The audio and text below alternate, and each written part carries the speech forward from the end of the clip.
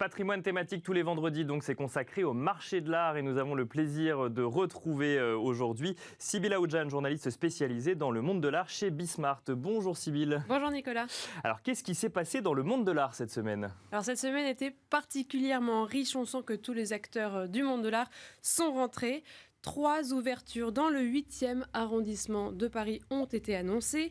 D'abord, Marianne Ibrahim qui ouvre une galerie à Paris sur la prestigieuse avenue Matignon. Une galerie qui s'étendra sur 400 mètres carrés répartis sur 3 niveaux.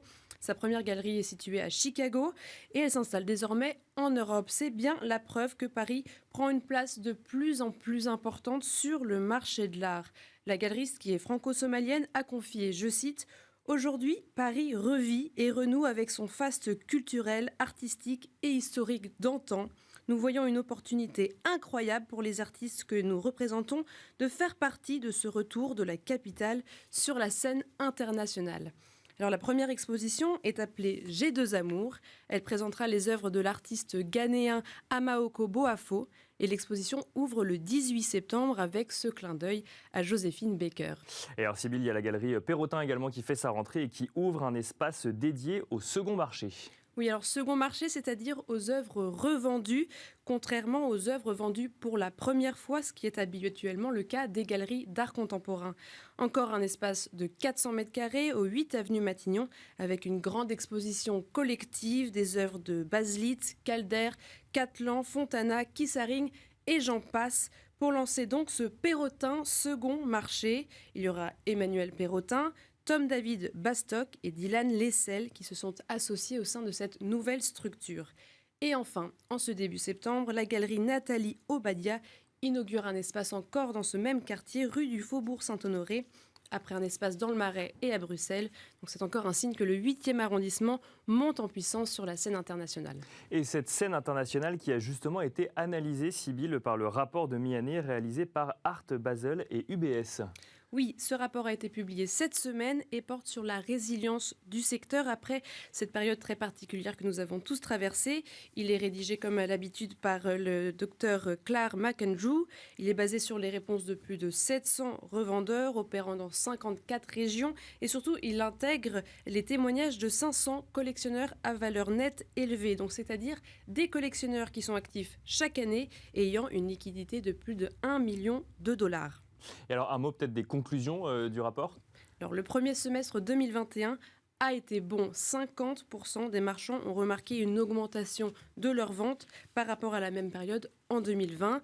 C'est assez inégal. En revanche, selon les régions, les marchands asiatiques ont vu leurs ventes progresser de 18%, tandis que l'Europe a été plus touchée et enregistre une baisse de 7%, toujours par rapport à ce premier semestre 2020. Bien entendu, les ventes en ligne ont fortement augmenté. Elles représentent 33% de toutes les ventes des marchands d'art. C'est plus du double qu'en 2019. Et côté collectionneur maintenant, Sybille ? Alors sur ces 500 collectionneurs, leurs dépenses médianes pour l'art et les antiquités ont bondi de 42% en moyenne. Des dépenses médianes situées à 242 000 dollars contre 170 000 dollars sur l'ensemble de 2020. Et ce qui est intéressant de remarquer, c'est que les dépenses des femmes ont augmenté. Leurs dépenses médianes atteignent presque le double, 410 000 dollars pour elles.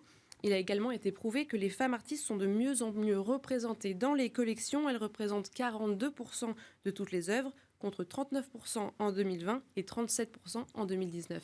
Et alors on termine ces actualités de la semaine dans le monde de l'art avec un nouveau dispositif que vous allez nous présenter pour accompagner le secteur culturel dans sa transition numérique. Oui, c'est dans le cadre de France Relance. Le ministère de la Culture alloue 40 millions d'euros pour, je cite, accompagner les transitions numériques et écologiques des industries culturelles et créatives. Donc plus exactement, c'est 4 dispositifs qui sont lancés, dotés de 10 millions d'euros de subventions chacun. Alors le petit tour. Le premier dispositif, c'est une solution de billetterie innovante. Ensuite, le deuxième dispositif permet de favoriser l'émergence d'alternatives vertes, donc c'est-à-dire des solutions durables destinées aux activités culturelles. Troisième appel à projet pour développer une expérience augmentée du spectacle vivant, donc pour permettre de développer de nouvelles techniques audiovisuelles. Et quatrième appel à projet pour la numérisation du patrimoine et de l'architecture, donc à des fins de conservation, ou alors dans le but de proposer des nouvelles offres culturelles innovantes. Tout cela toutes les réponses sont à donner avant le 3 décembre 2021 et vous pouvez trouver tous les détails sur le site du gouvernement. C'est intéressant de voir que finalement, dans le cadre de France Relance, on n'oublie pas le marché de l'art dans ce contexte actuel, Sybille. Tout à fait. Alors, on enchaîne maintenant avec Art Paris Art Fair où vous vous êtes rendu. C'était la 23e édition cette année. Voilà, ça fait aussi partie des grandes actualités de cette semaine. On s'y est rendu avec Kosela Bouech pour interviewer Hervé Mikhailov, commissaire indépendant et invité par la foire pour réaliser un focus sur la scène française. Je vous laisse tout de suite regarder les images. Bonjour. Bonjour. Commissaire indépendant, invité par la foire pour réaliser un focus sur la scène française. Vous avez conçu l'espace Portrait et Figuration Regard sur la scène française qui réunit une sélection de 20 artistes. Est-ce que déjà vous pouvez nous expliquer comment vous avez fait cette sélection ? Alors cette sélection a été faite sur dossier à partir de propositions faites par des galeries de différentes tailles et de différentes génération et que toutes les galeries sont françaises. Les artistes font partie d'une scène française que j'avais envie d'éclairer, de mettre en regard pour cette édition d'Art Paris. Et donc ça, c'est tourné vers le portrait, la figuration. Comment expliquer ce retour à la figuration ? Comment expliquer aussi, est-ce qu'il y a une différence entre la figuration d'aujourd'hui et celle qu'on connaissait auparavant ? Et est-ce que du coup, il y a un attrait particulier aujourd'hui pour la figuration ? Oui, je crois que la figuration n'a jamais disparu. Ce qu'on montre, c'est justement une certaine continuité à travers différentes générations d'artistes. Mais aujourd'hui, à travers mes visites d'atelier, à travers les artistes que je rencontre, je vois effectivement qu'il y a un retour très fort de la figuration et du portrait, qui est dû peut-être tout simplement aussi à l'époque qu'elle on traverse, et une interrogation introspective des artistes aujourd'hui sur eux-mêmes et sur le monde dans lequel ils vivent. Est-ce que ça attire d'autant plus les investisseurs ? Est-ce que c'est les artistes qui se sont plus intéressés à la figuration et du coup le public est réceptif, ou ce serait l'inverse ?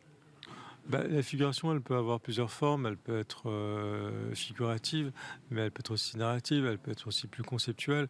Donc il y a une variété finalement de choix sur la figuration. Mais oui, elle résonne par rapport à un public, parce que je pense que le portrait résonne aussi par rapport à soi. Il y a une reconnaissance, il y a une mise en abîme du portrait. Donc c'est d'autant plus intéressant aussi de voir la réaction du public ici à Paris autour de ce sujet. On voit que la scène française est très riche.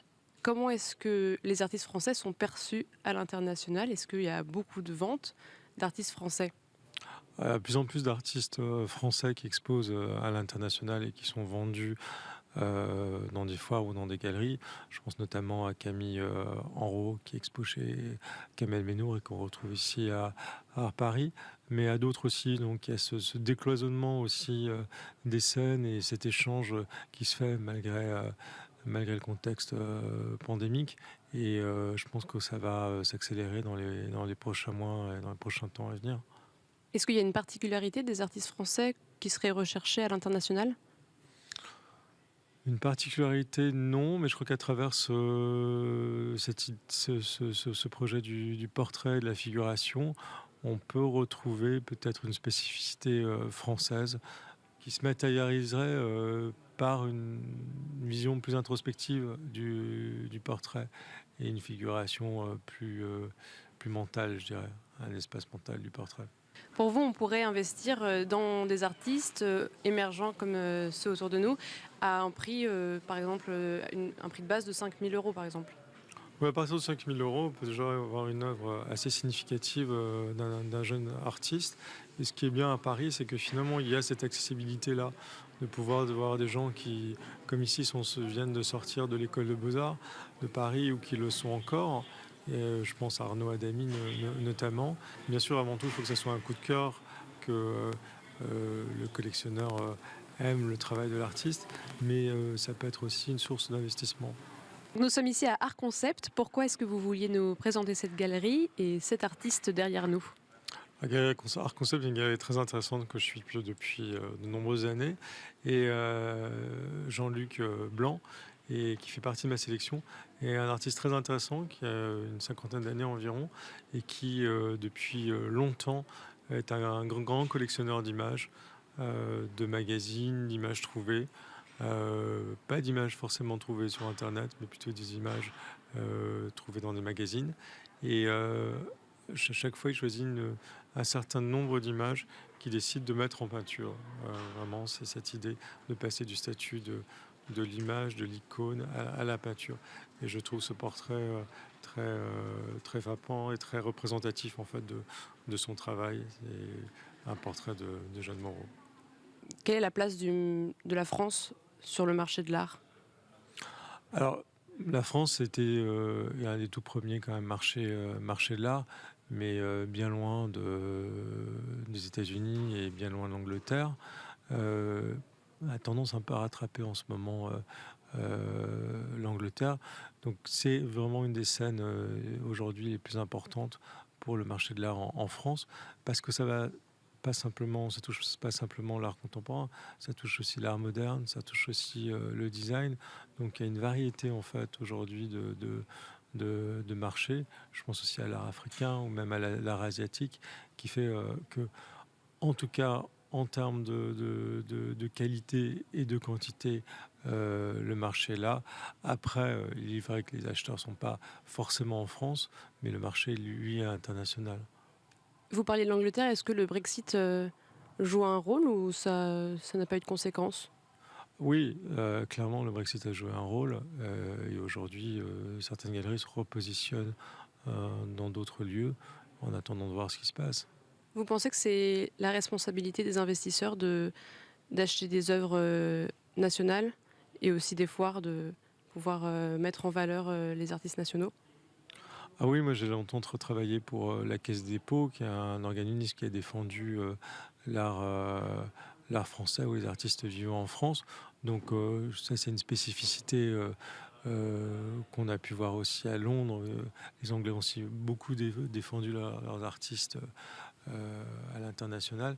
Donc je pense que c'est tout à fait normal que la France, à travers aussi pas simplement des actions publiques, mais des actions privées, soutiennent les artistes français avant tout, et notamment, je pense au prix Marcel Duchamp et à d'autres initiatives. C'est le cas.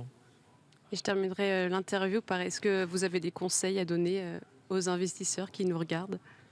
Alors, d'abord d'écouter leur cœur et de toujours acheter avant tout quelque chose qu'on aime ou qu'on comprend, et de venir ici à Art Paris pour justement se faire une idée de ce qu'est la création aujourd'hui. Merci beaucoup, Monsieur Mikhailov, pour cette interview. Et je rappelle, vous êtes commissaire indépendant et vous avez été invité par Art Paris Art Fair pour faire un focus sur la scène française.